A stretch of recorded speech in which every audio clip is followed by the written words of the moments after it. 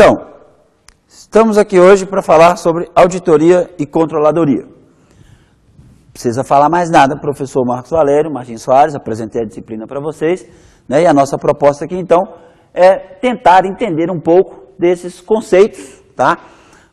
Mais de ordem conceitual e teórica do que necessariamente de ordem prática, apesar da gente procurar abordar um pouco a prática também, tá ok? Então vamos lá, na nossa unidade 1, nós vamos explorar um pouco o controle estatal, tá? Nesse controle estatal, nós temos a ideia de fazer uma introdução ao estudo do controle estatal. Isso é um material que está disponível para vocês, né? A equipe pedagógica preparou um conteúdo disciplinar, e esse conteúdo disciplinar, então, está organizado dessa forma.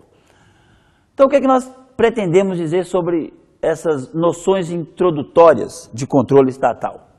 Embora a proposta pedagógica seja auditoria, como eu falei para vocês, né, auditoria e controladoria, nosso conteúdo disciplinar está organizado com ênfase no controle estatal, o que nos faz inclinar nossos esforços inicialmente na compreensão dos conceitos relacionados à controladoria, né, utilizados essencialmente na gestão pública. Então, é como eu falei na nossa apresentação, vamos dar uma carga maior nessa questão de controle.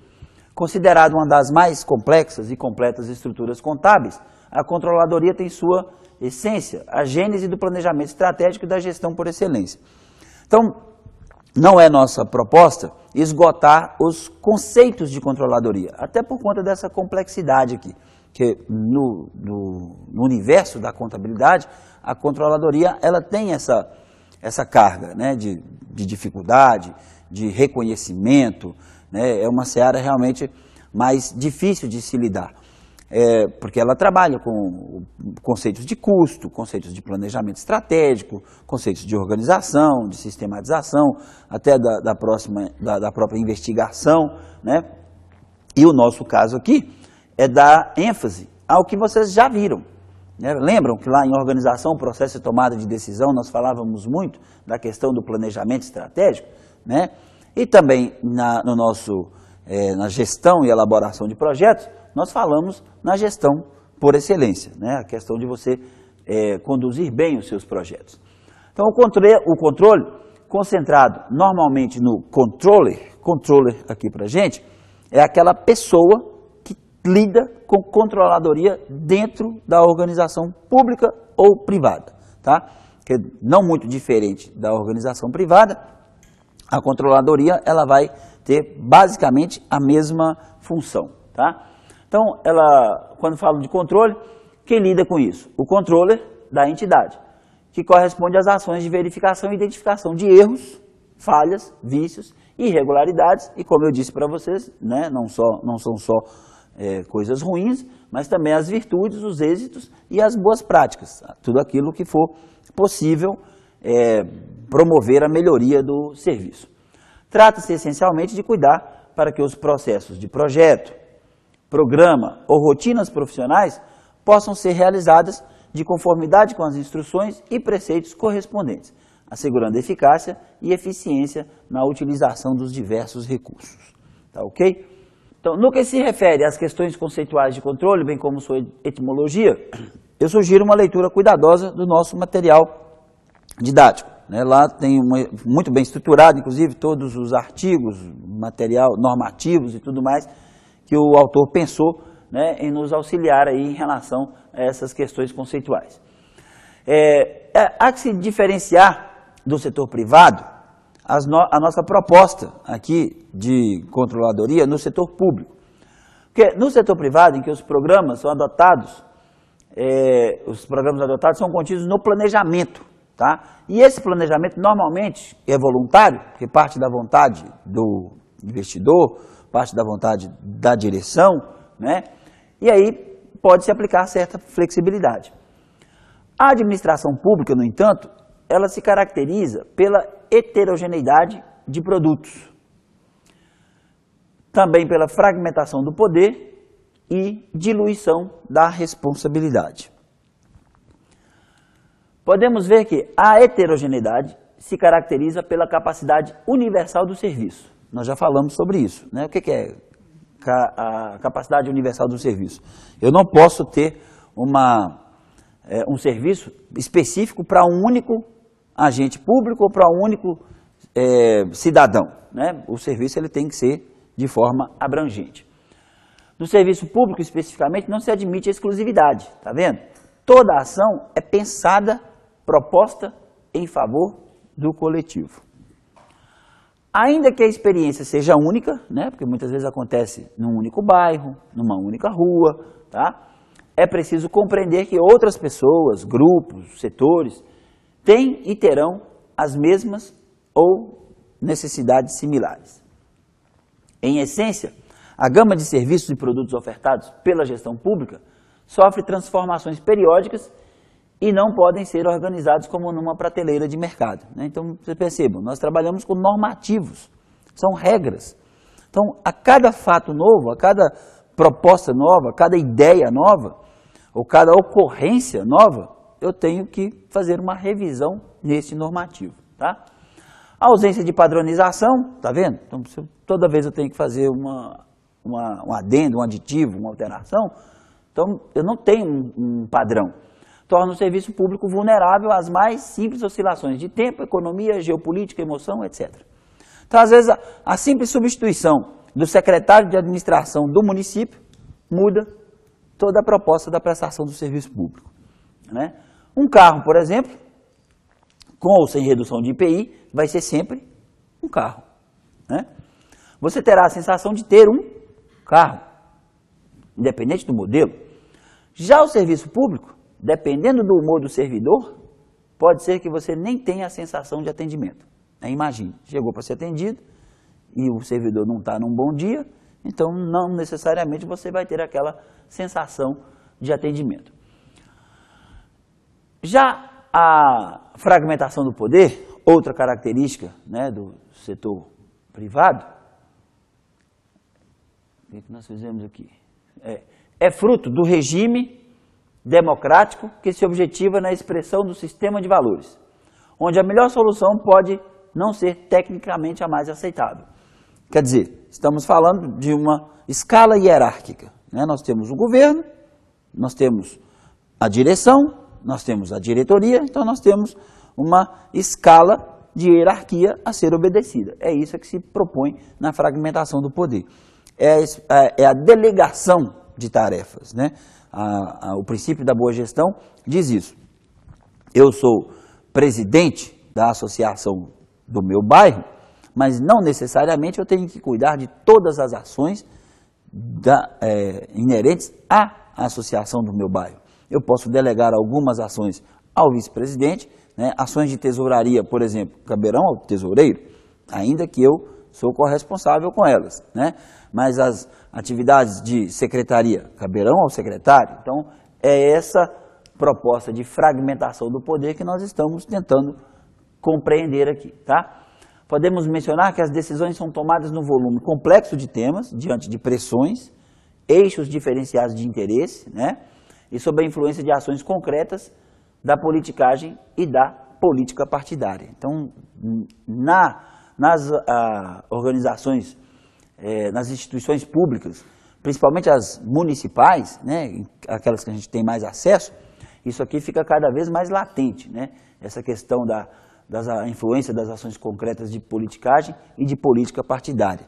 O exemplo que eu dei, trocou o secretário, já temos uma possível distância no atendimento das propostas. Vamos ver esse fluxograma aqui, por exemplo.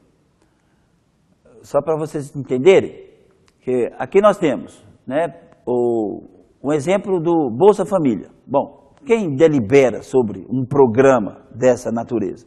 Congresso Nacional, né, que pode ser assimilado com a Câmara Municipal do seu município.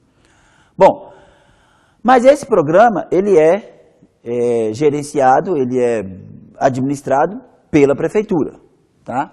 Que vai fazer chegar no cidadão. Então, por mais que o projeto tenha sido pensado para o cidadão, perceba que ele envolveu o município, né? Vai envolver agentes do município aqui, para finalmente chegar no cidadão. Então vamos voltar aqui na nossa... Então, podemos citar a decisão de conceder o Bolsa Família aos que detêm a renda mínima, né? Sem uma contrapartida direta e com recursos da União. Viram? Foi o Legislativo quem disse isso. Embora uma parte do gerenciamento da concessão seja de incumbência das prefeituras, né? Alguém vai ter que entregar esse cartão, né, para o cidadão receber. E quem vai entregar esse cidadão? É um servidor. Quem é o que paga o salário desse servidor? É a União? Não, é o município. Então percebam que nós estamos fragmentando o poder. Entenderam a ideia? Então é isso aí. Bom, no que se refere à diluição de responsabilidade, é preciso compreender a estrutura hierárquica dos poderes constituídos em qualquer organização. Na administração pública não é diferente. Observem o ordenamento do nosso sistema hierárquico. Veja aqui, qual que é o nosso sistema hierárquico? Legislativo, judiciário e executivo. Vamos voltar aqui no executivo. A responsabilidade do gestor público deriva do parlamento e é diante dele que os resultados obtidos devem ser avaliados, né? Então nós temos essa estrutura, tá? Entretanto, existem diversas repartições públicas, né? Tratando de assuntos nem sempre tão diferentes entre si. Por outro lado, os interesses pessoais do servidor público, né, que podem influenciar na tomada de decisão. Então, o poder vai estar sempre dependendo, dentre outros fatores, desses dois mais latentes aqui mencionados. Tá? Por certo, temos que diversas repartições são preenchidas por pessoas. Então, está aí uma das maiores investigações científicas do século moderno. É dizer que o maior ativo de qualquer instituição é o seu quadro de pessoal, né, o seu quadro funcional. Por quê? Justamente por conta disso. As diversas repartições são preenchidas por pessoas responsáveis pelos processos, né, sem pessoas, projeto nenhum vai andar. E, consequentemente, pelos controles. Então, quando você controla um processo, quando você controla uma linha de montagem, quando você controla o custo operacional de um projeto, etc., em tese, você está controlando pessoas, né? Porque são pessoas que realizam isso. E é esse o grande problema que nós temos. Porque ninguém quer ser controlado. Ninguém gosta de ser controlado. Na verdade, ninguém gosta de ser cobrado, não é verdade? Então, toda vez que mencionamos controles, estaremos nos referindo aos instrumentos técnicos, por mais distante que isso pareça, mas o que é um controle? Bom, controle é eu tenho que cumprir a lei, né? Eu tenho que usar o cinto de segurança. Por quê? Porque o Código de Trânsito diz isso, diz que eu tenho que usar o cinto de segurança, senão eu vou morrer, né? Eu tenho que pagar imposto, mesmo que eu não queira, que eu não goste, né, como qualquer cidadão, mas a regra diz que eu tenho que pagar imposto. Quem paga imposto é o consumidor, né? Então, percebam que o controle faz é tentar fazer com que as normas, regras, leis, manuais, códigos, etc., sejam cumpridos, tá? Porque eles é que formatam as práticas operacionais de qualquer atividade. Então, qualquer uma que seja, né? Você pode dirigir sem habilitação? Não pode. Então, por quê? Porque existe uma norma para isso. Então, tão importante quanto realizar uma tarefa é cuidar para que ela seja realizada de conformidade com seus normativos. E aí é onde o gestor público, o administrador público, né, o próprio servidor público, ele passa a ser uma pessoa, muitas vezes, não muito querida, né, porque como ele regra, né, ele regula, ele tenta fazer com que esses normativos sejam cumpridos, então ele acaba absorvendo aí a antipatia da cidadania e da civilização. Então, nesse aspecto, permeamos os campos da ética e da probidade, que, por certo, influenciam na qualidade dos controles. Bom, estamos falando de pessoas, pessoas executam tarefas, e como que essas pessoas executam essas tarefas? Com base na sua construção ética, né, que vai aí, de certa forma, contribuir para a sua probidade, né? Sua prova cabal de que é possível, de que é capaz de fazer aquilo. Portanto, faz-se necessário estudar a probidade administrativa para depois abordar seus princípios, visualizar a abrangência e estudar os sistemas de controles aplicáveis. Então, na administração pública estatal, né, além das características diferenciais já expostas, cabe lembrar que o controle público estatal está fundamentado na legislação. Portanto, o disposto no artigo 70 da Constituição Federal costuma ser determinante quando estudamos o controle externo.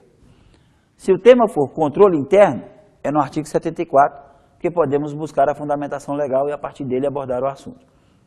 Na unidade 3, né, teremos um detalhamento desse mandamento aí constitucional. Além da Constituição Federal, há que se reportar também a Lei Complementar número 101, conhecida como a Lei de Responsabilidade Fiscal, né, que dedica todo o capítulo 9 para tratar da fiscalização de transparência do controle. E os artigos 48 e 59 temos a matéria infraconstitucional no que foi legislado sobre assunto de interesse dessa disciplina. Na unidade 2, estaremos abordando o assunto a respeito desses temas mencionados aí, tá? Então, durante o regime de execução no qual vigoravam normas geradas distante de uma discussão parlamentar, surgiu o Decreto 200 de 1967, que estabeleceu a necessidade ampla dos agentes prestarem contas ao Estado quando foi imposto um dispositivo forte. Então, vamos ver o que diz esse dispositivo forte aqui. Quem quer que utilize dinheiros públicos terá de justificar seu bom e regular emprego na conformidade das leis e regulamentos emanados das autoridades administrativas competentes. 1967, artigo 93. Tá? Então, essa redação oferece uma ideia inicial para a abrangência do controle. Do mais, nós vamos tratar isso na unidade seguinte. Ok?